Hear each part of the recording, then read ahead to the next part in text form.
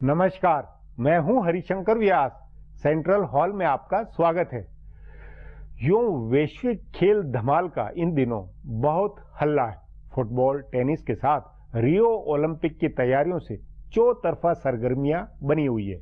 भारत में भी इस सप्ताह ओलंपिक के लिए खिलाड़ियों के क्वालिफाई करने की सुर्खियां थी। मोटे तौर पर इस दफा भारत की ओलंपिक तैयारियां दमखम से हुई है। भारत के 100 से ज्यादा खिलाड़ी ओलंपिक में जाएंगे। हॉकी की टीम में नया दम आया है तो एथलीट की संख्या भी हैरान करने वाली है।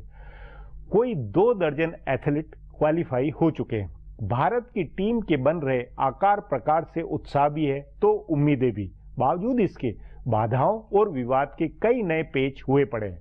क्वालिफायर टूर्नामेंट से पहले जिस तरह की बद इंतजामी हुई, उससे फिर लगा कि ओलंपिक खेलों में हिस्सेदारी को लेकर खेल अधिकारी पहले जैसे ही संवेदनहीन है।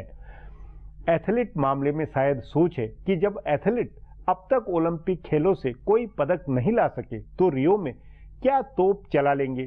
खेल की दुनिया में एक तरफ रियो की टीम को लेकर सरोकार है तो दूसरी ओर क्रिकेट में अनिल कुंबले को लेकर चर्चा है। कुंबले को भारतीय टीम का कोच बनाया गया है। मोटे तौर पर इसका चौतरफा स्वागत हुआ है, मगर कुंबले को 1 साल का कार्यकाल देने का मतलब समझ में नहीं आया। तब वे दीर्घकाल की रणनीति में टीम को कैसे तैयार कर सकेंगे। कुंबले का ध्यान टेस्ट टीम की तैयारी पर केंद्रित रहेगा, मगर अगले साल वनडे चैंपियंस ट्रॉफी है तो 2018 में T20 वर्ल्ड कप और 2019 में वनडे वर्ल्ड कप है। उस नाते स्थायी तौर पर समग्रता से कोचिंग का बंदोबस्त किया जाना चाहिए। जो हो, मोटे तौर पर अब रियो ओलंपिक पर सभी का ध्यान मुड़ता हुआ लगता है। उसके सस्पेंस में आगे बहुत हल्ला होना है। आज इस पर चर्चा है, मगर उससे पहले गपशप और खास सुर्खियां हैं। शुरुआत सियासी गपशप से करते हैं।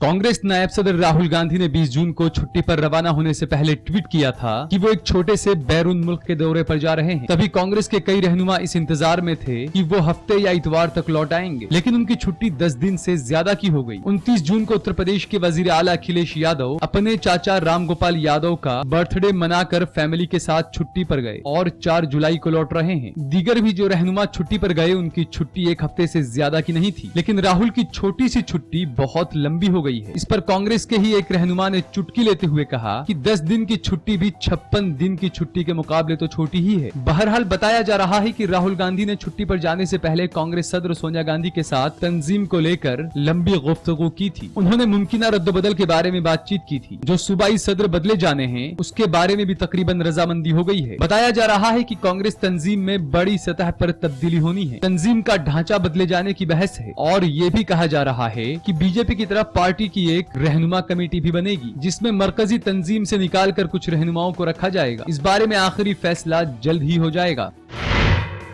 रिजर्व बैंक के गवर्नर रघुराम राजन ने भले दूसरी मियाद से इनकार कर दिया है, लेकिन सुब्रमण्यम स्वामी के हमले से पहले वो कम अज कम मजीद 2 साल इस ओहदे पर रहना चाहते थे। बाखबर जराये का कहना है कि उनको उम्मीद थी कि वजीर आजम नरेंद्र मोदी उनकी मियाद 2 साल के लिए बढ़ा देंगे। आमतौर पर आरबीआई का गवर्नर 5 साल के लिए मुंतखब होता है। उनकी 3 साल की मियाद 4 सितम्बर को पूरी हो रही है। दूसरी मियाद लेने से उनके इनकार के बाद कई बातों का खुलासा हुआ है, जिससे पता चलता है कि इस ओहदे से उन्हें कितना लगाव था और वो कैसे इस पर अभी कुछ और दिन काम करना चाहते थे। उन्हें आरबीआई गवर्नर की तकर्रुरी करने वाले साबिक वजीर आजम मनमोहन सिंह ने एक इंटरव्यू में खुलासा किया है कि राजन 2008 से ही आरबीआई गवर्नर बनना चाहते थे। उन्होंने अपनी इस ख्वाहिश का इजहार मनमोहन सिंह से किया था। फिर मनमोहन सिंह ने पी चिदम्बरम से बात करके गवर्नर के तौर पर उनकी तकर्रुरी कराई। खुद राजन ने भी माली मामलों की पार्लियामानी कमेटी के सामने कहा कि आरबीआई गवर्नर के लिए 3 साल की मियाद छोटी होती है। उन्होंने अमेरिकी फेडरल रिजर्व के गवर्नर का हवाला दिया, जिसकी मियाद 4 साल की होती है और दूसरी मियाद भी मिल सकती है। इसके अलावा उनके वालिद आर गोविंद राजन और उनकी वालिदा मिथाली ने भी कहा कि अगर वजीर आजम ने पहले दखल दिया होता तो राजन दूसरी मियाद के लिए तैयार हो जाते।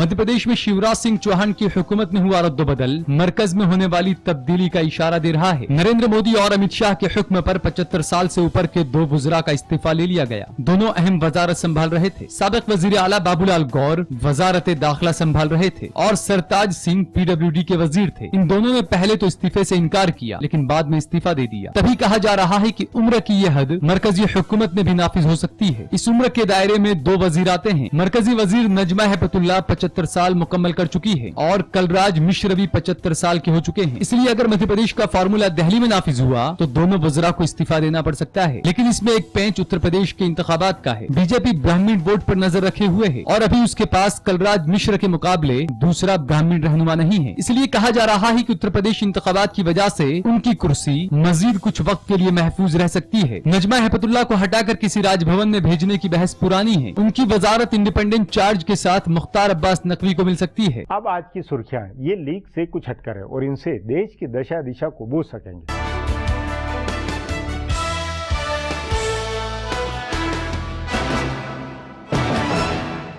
उत्तर प्रदेश असेंबली इंतखाबात से पहले बीजेपी ने अपने सबसे पुराने 3 इश्यूज में से एक को आगे बढ़ाने के लिए पहला कदम उठाया है। मरकजी वजीर कानून DV सदानंद गौड़ा ने मुल्क में यूनिफॉर्म सिविल कोड यानी सभी शहरियों के लिए एक जैसे कानून को नाफिज करने के लिए कमीशन के सदर का मशवरा मांगा है। फिलहाल मुल्क में हिंदू और मुस्लिम पर्सनल लॉ अलग अलग नाफिज हैं। सदानंद गौड़ा ने कानूनी कमीशन के सदर को लिखे खत में इस कानून को नाफिज करने के तरीकों के बारे में पूछा है। उन्होंने इस बारे में आज मीडिया से कहा कि सभी फरीकैन से इस मसले पर मशवरा लिया जा रहा है। उन्होंने कहा कि यूनिफॉर्म सिविल कोड का मसला बीजेपी के इंतखाबी मंशूर में है और पार्लियामेंट की दोनों ही ऐवान में भी इस बारे में कई सवाल पूछे गए हैं। ये पहला मौका है जब किसी हुकूमत ने कानूनी कमीशन से इस बारे में मशवरा लिया है। हुकूमत की पहल की खबर आने के बाद कांग्रेस और CPI के रहनुमाओं ने कहा है कि इसके सभी पहलुओं पर बहस होनी चाहिए और सभी मज़ाहिब की इज्जत की जानी चाहिए।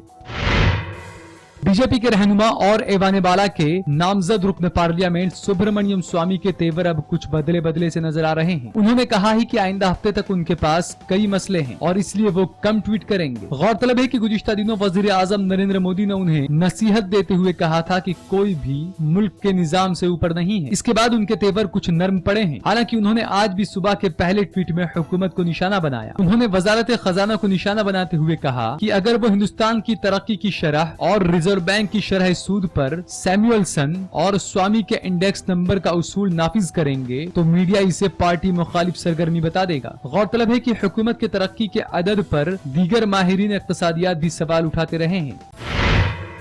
अपने मुल्क में बना जंगजू तैयारा तेजस आखिरकार हिंदुस्तानी फौज में शामिल हो गया। बेंगलुरु में हुए एक प्रोग्राम में तेजस को हिंदुस्तानी फिजाइया में शामिल किया गया। ये एक लाइट कॉम्बैट एयरक्राफ्ट है। इसका हिंदुस्तानी दिफाइया में शामिल होना एक बड़ी कामयाबी है, क्योंकि दुनिया में गिनती के ही ऐसे मुल्क हैं जो जंगजू तैयारे बनाते हैं। 3 दहाई के इंतजार के बाद इसे फौज में शामिल किया गया है। फ्लाइंग ड्रैगन स्क्वाड्रन में फिलहाल 2 तेजस तैयारे शामिल किए गए हैं। आइंदा साल मार्च तक मजीद 6 तैयारे इसमें शामिल होंगे और उसके फौरन बाद मजीद 8 तैयारे शामिल किए जाएंगे। ये 50,000 फीट की ऊंचाई पर उड़ सकते हैं। इसमें हवा से हवा में और हवा से जमीन पर मार करने वाली मिसाइल चलाने की ताकत होती है। कांग्रेस सदर सोनिया गांधी के दामाद रॉबर्ट वाड्रा की मुश्किलात मजीद बढ़ गई है। ईडी ने उनसे जुड़ी कंपनी को राजस्थान के बीकानेर में किए गए एक जमीन मुआहदे के लिए नया सम्मन जारी किया है। अफसरान ने बताया है कि दस्तावेज पेश करने के लिए दूसरी बार सम्मन जारी किया गया है, क्योंकि तफ्तीशी एजेंसी ने गुज़िश्ता महीने इस मामले में भेजे सम्मन के जवाब में एक वकील की पेशी को मंजूर नहीं किया था और उसे खारिज कर दिया था। अफसरान ने बताया कि ईडी ने मेसर्स स्काईलाइट हॉस्पिटैलिटी को तफ्तीशी अफसर के सामने कंपनी के माली दस्तावेज पेश करने के लिए 2 हफ्ते का वक्त दिया है। गौरतलब है कि हरियाणा में justice SN Dhingra commission Vadra के जमीन मुआहदों की तफ्तीश कर रहा है।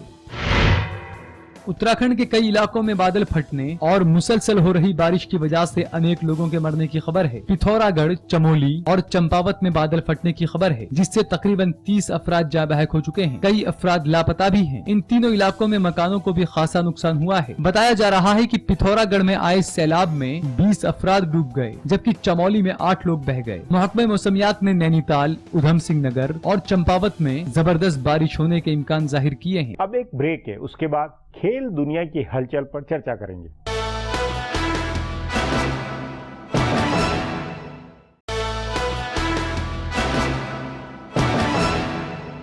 वैश्विक फुटबॉल, क्रिकेट, प्रो कबड्डी या भारत की हॉकी टीम की ताजा नई संभावनाओं ने भारत में मूड खेल सीजन सा बना दिया। रियो ओलंपिक में भारत की बहुत बड़ी टीम जाने वाली है। इस दफा एथलीट के क्वालिफाई करने पर भी उम्मीदों का हल्ला हुआ तो तैयारियों को लेकर भी आशावादी रुख है। इस पर चर्चा के लिए आज मेरे साथ वरिष्ठ खेल पत्रकार हरपाल सिंह बेदी है।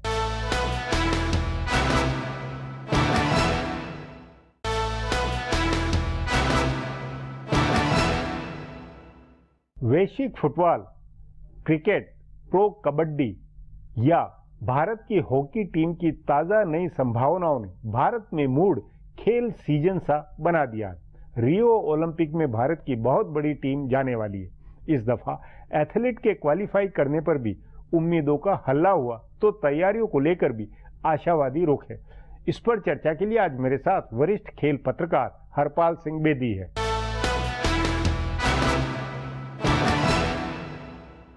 हरपाल जी, रियो ओलंपिक अब बहुत करीब है और उसको लेकर भारत की टीम की जो तैयारी हुई है, जो आकार प्रकार है कि 100 से ज्यादा खिलाड़ी वहां जाने वाले हैं, क्या लगता है आपको कि इस बार सचमुच में पूरे कायदे से ट्रेनिंग होके और पूरे दमखम के साथ में तैयारी हो रही है? देखिए व्यास जी, पहले तो एक बात बताऊं, ये जो 102 क्वालिफाई हुए हैं और अभी और 3-4 का उम्मीद है, ये जो सब क्वालिफाई अपने बलबूते हुए जो ट्रेनिंग गवर्नमेंट ने दी है, मगर ये वेरी ट्रांसपेरेंट है। इसका ये मतलब इन्होंने एक स्टैंडर्ड क्वालिफाई करना था, एक मार्क दिया जाता आपको इस टाइम पे, या ये थ्रो होना चाहिए, डिस्टेंस, इस पे क्वालिफाई हुआ और सारे तकरीबन क्वालिफाई बाहर हुए। ये इंडियन में सिलेक्शन नहीं, पर ये तो पहले भी होता रहा, इसमें नहीं क्या बात है? नहीं, मैंने कहा कि कई लोगों को बताओ, नहीं इसलिए बात है कि आपका सबसे इतिहास में पहली बार इतना बड़ा डेलीगेशन जाएगा। और इसके साथ ये एक और बता देना, 2 चीजें बतानी जरूरी है। ये जितने प्लेयर जाएंगे ये गवर्नमेंट ऑफ इंडिया के खर्चे पे नहीं आएंगे, ये और इनके साथ जितना बड़ा डेलीगेशन होगा, जितने क्वालिफाई होंगे उसके साथ 40% ऑफिशियल जा सकते हैं। अगर 100 होगा तो 140 का होगा, 110 होगा, उस लिहाज से आप 40%। ये जितने जाएंगे गवर्नमेंट ऑफ इंडिया इस पर कोई खर्चा नहीं करेगा। इसका सारा टिकट, आने जाने टिकट और रहना वो आईओसी देती है। दुनिया में जितने भी 206 है, ये तो हो गया।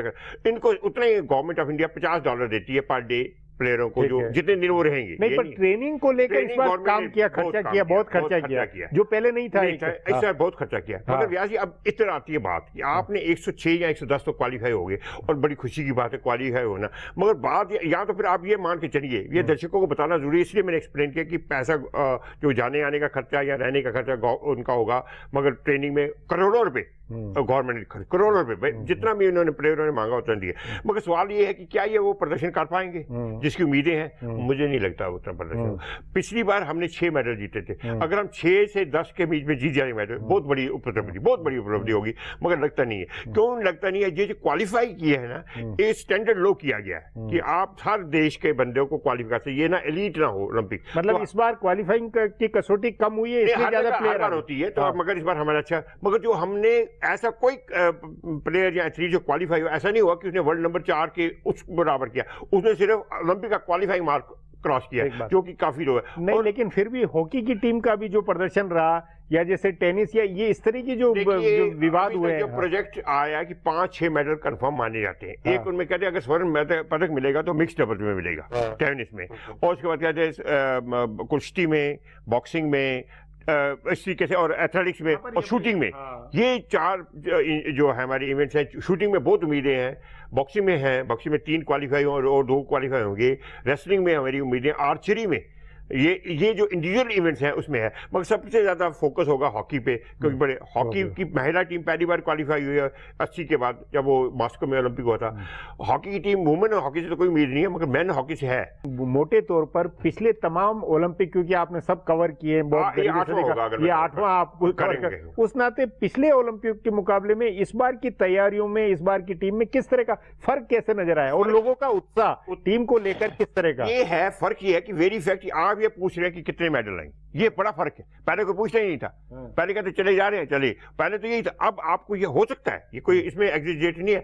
स्पोर्ट्स अथॉरिटी ऑफ इंडिया का जो प्रोजेक्शन है कि 10 मेडल उन्होंने किया है, किसी ठीक है, अब होगा या नहीं होगा अलग बात है, मगर जी आपने कहा किस तरह का है। पहले जाते थे हम की सैर करने पास हिंदुस्तानी, अच्छा पहला क्या होता था कि हॉकी टीम कहीं 6-7 दिन खेल जाए, ठीक है, बाकी पहले दिन आउट होते तो कोई खबर ही नहीं होती थी।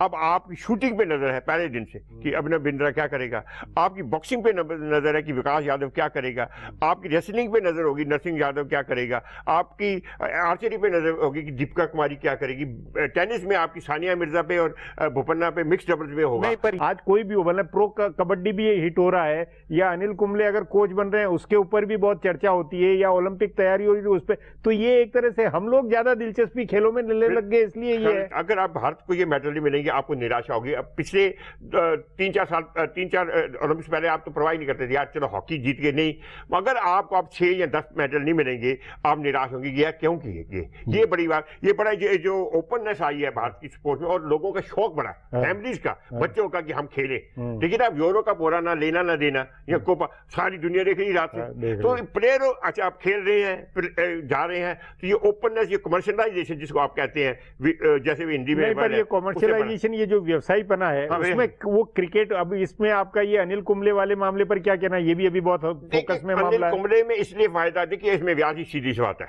रवि शास्त्री नहीं बना, वो हाई तौबा कर रहा है, इसलिए नहीं कि कोच नहीं बना, इसलिए नहीं बना हाई तौबा कि 8 करोड़ रुपए का मामला है, 8 करोड़ रुपए साल का सैलरी, ये भी कितना बड़ा आकार है, देखिए, अब देख लीजिए 8 करोड़ रुपए, और आपने कुछ नहीं करना कि वो बाकी तरह हॉकी में या फुटबॉल की तरह कोच का जो रोल होता है कि बैठे रहो देखते रहो, जैसे आपने देखा जो कि कोच कैसे हो जाता है, यहाँ पर कुछ नहीं करना, आपको बनी बिरयानी मिली हुई है, आपने जाना है बाहर, आपकी टीम कभी हारती कभी जीती है, 8 टीमें हैं, उसमें एक से हारेगी तो दूसरे से जीतेगी, दूसरे से हारेगी तीसरे से जीतेगी, पक्का ही है। अब वो रवि शास्त्री साहब कहते हैं कि मेरे होते थे भारतीय टीम 2 बार सेमीफाइनल पहुंची, वर्ल्ड कप में पहुंची, वहां पर ऑस्ट्रेलिया में, और यहाँ पर T20, और 4 टीमें तो सेमीफाइनल पहुंची नहीं थी, उसमें तो भारत पहुंचना ही था, उस ऐसे तो न्यूजीलैंड हर वर्ल्ड कप में सेमीफाइनल पहुंचा, ये कोई बड़ी बात नहीं। अब 4-5 टीमें हैं, एक तो ये जो अनिल कुंबले की बात चल रही है, एक मेरा जो ख्याल है एक बेहतरीन डिसीजन, इससे अच्छा डिसीजन नहीं हो सकता कुंबले का जो बनना, a best thing to happen to Indian cricket. जी हरपाल जी, बातचीत को यहीं समाप्त करेंगे। प्रोग्राम में आने के लिए बहुत बहुत धन्यवाद। हमारा प्रोग्राम अब यहीं खत्म होता है। आग्रह है प्रोग्राम पर अपनी राय hsvyas@nayaindia.com पर ईमेल करके बताएं, या hsvyas@Twitter